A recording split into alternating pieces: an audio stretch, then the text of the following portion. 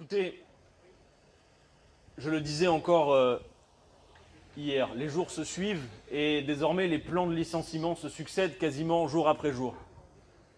C'est une véritable catastrophe parce que non seulement nous vivons une crise sanitaire grave qui va sans doute durer, à laquelle il va falloir s'habituer. Cette crise sanitaire débouche sur une crise économique et il est vrai que beaucoup d'entreprises, PME, TPE, sont en grande difficulté face à cette crise sanitaire et la crise économique qui en découle, et qu'il faut pouvoir les accompagner et les aider. Mais ce que nous avons ici sous les yeux, avec Auchan, avec Bridgestone, avec Cargill, avec Agfa, avec tous les autres qui s'accumulent sur nos bureaux, ce ne sont pas des entreprises en difficulté que la crise aggraverait. Nous les voyons désormais apparaître au grand jour, ce qu'il convient d'appeler les profiteurs de crise, qui, pendant la période du Covid, bien souvent se sont enrichis. Mes amis, notez que du mois de mars au mois de mai, les 25 plus grandes fortunes du monde ont accru leur fortune sur cette période seulement de 255 milliards d'euros.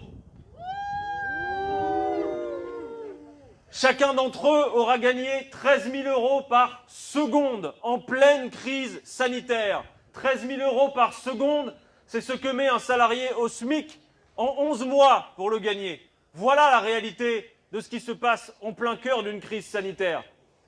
Et nous voyons des entreprises qui n'ont pas autre chose que les reins solides, qui font des bénéfices, qui ont des chiffres d'affaires à milliards et qui ont touché pendant des années, même au cœur de la crise, des aides publiques de l'État, c'est-à-dire votre argent, notre argent, sans aucune contrepartie sociale, aucune contrepartie écologique, aucune garantie sur le maintien de l'emploi et surtout, et faute à l'État et au gouvernement, aucune vision sur les secteurs dans lesquels il s'agit d'investir.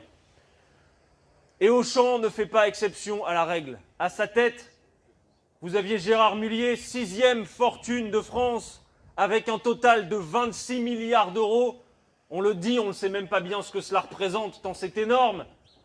Et un groupe qui a touché depuis 2013 plus d'un demi-milliard de ce fameux crédit d'impôt compétitivité qui coûte aux contribuables français plus de 20 milliards d'euros par an, avec si peu de résultats sur l'emploi. Et c'est aujourd'hui, alors que vous vous mobilisez, qu'un rapport a été remis sur le bureau de M. Castex pour évoquer l'inefficacité du CICE, qui, alors qu'il est une gabegie financière incroyable, qui a coûté énormément aux finances publiques et donc aux contribuables français, a créé très peu d'emplois.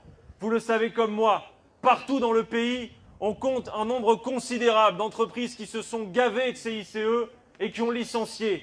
Tant et si bien que l'argent public n'a pas servi à maintenir l'emploi ni la compétitivité, mais à en détruire. Eh bien, nous sommes très clairs.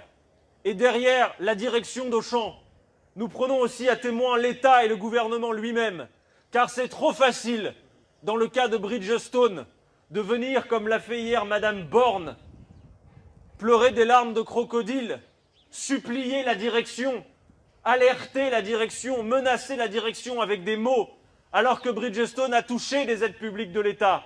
Ça suffit l'hypocrisie. Vous êtes complices de ce massacre social car depuis des années, vous n'avez rien fait pour protéger les salariés de ce pays. Vous n'avez strictement rien fait pour contraindre les patrons à investir sur le territoire. Et votre plan de relance, c'est la même chose. Car mes amis, ne soyez pas dupes. Le plan de relance de 100 milliards qui nous est annoncé, outre le fait qu'il est bien sous-évalué au regard des besoins que nous aurions, est un plan de relance qui est exactement sur la même philosophie que le CICE. D'ailleurs, M. Roux de Bézieux du MEDEF l'a dit. Ce plan de relance, globalement, a-t-il dit, M. Roux de Bézieux, c'est ce que nous avions demandé. Ce sera une nouvelle fois, comme le CICE, un catapultage de milliards sans aucune contrepartie, sans aucune vision cohérente et donc avec aucune garantie sur l'emploi. Nous n'en voulons plus. Et c'est ce gouvernement, et je salue les camarades d'Alinéa, c'est ce gouvernement qui a mis en place le décret au mois de mai qui permet à une entreprise de liquider sa société et de faire en sorte que ses propres actionnaires, quasiment à l'instant même où ils se sont mis en liquidation, se positionne comme repreneur, c'est-à-dire pour opérer gratis un dégraissage financier comme on le voit dans beaucoup de sociétés. Alors maintenant, c'est clair, nous exigeons une véritable planification écologique, une planification de l'économie. Nous refusons que des aides publiques soient encore attribuées à des entreprises sans contrepartie. Et nous exigeons pour les entreprises et les groupes comme Auchan qui se sont gavés d'aides publiques, quand ils licencient, le remboursement séance tenante de toutes les aides qui leur ont été accordées depuis tant d'années.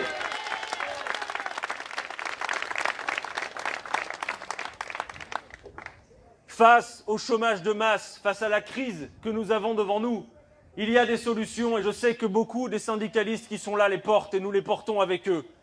Oui, nous avons un problème de création d'activités pérennes dans ce pays et la diminution du temps de travail, le partage du travail entre tous pour travailler moins, travailler mieux et travailler toutes et tous est une solution que nous voulons porter. De la même manière, la planification écologique que nous appelons de nos vœux serait créatrice de bien plus d'emplois que les 160 000 emplois promis par M. Castex avec ce plan de relance qui va encore nous coûter un argent considérable. Alors je vois une chose, c'est que dans la difficulté, vous êtes en train, comme à chaque fois, de faire une démonstration, de vous serrer les coudes. Il y a ici les salariés d'Auchan, les salariés d'Alinéa, je vois mes amis, mes camarades de Cargill, je vois toutes ces sociétés et les salariés qui se mobilisent, qui se serrent les coudes, car oui, les noms de vos entreprises ne sont pas les mêmes, les secteurs d'activité ne sont pas les mêmes, mais les recettes de cuisine de ces sorciers du fric sont strictement les mêmes qu'ils vous appliquent, quel que soit le secteur. Alors, vous mènerez ces batailles comme vous les menez à chaque fois, et nous les mènerons ensemble. Comptez sur nous à l'Assemblée nationale pour refuser les conditions de ce plan de relance et pour exiger de l'État qu'il fasse autre chose que de pleurnicher comme il l'a fait hier avec Bridgestone, mais qu'il prenne ses responsabilités en exigeant le remboursement des aides publiques, en interdisant les licenciements lorsqu'il en attribue et en faisant en sorte qu'enfin on planifie et qu'on arrête de faire confiance au marché libre, car ceux-là ne sont pas soucieux de l'intérêt général, ils ne sont soucieux que de l'argent qu'il y a dans leur poche. Et vous, vous représentez non seulement la défense de vos emplois, mais par-delà l'intérêt général. Camarades, je sais que c'est difficile quand son emploi est menacé, quand c'est la fin du mois qui finit par inquiéter, quand c'est le fait de savoir si on va conserver son emploi et jusqu'à quand, et quand on en recherche un dans ce contexte, savoir si on va en trouver un. Rien n'est possible si nous ne nous battons pas. Alors, battons-nous.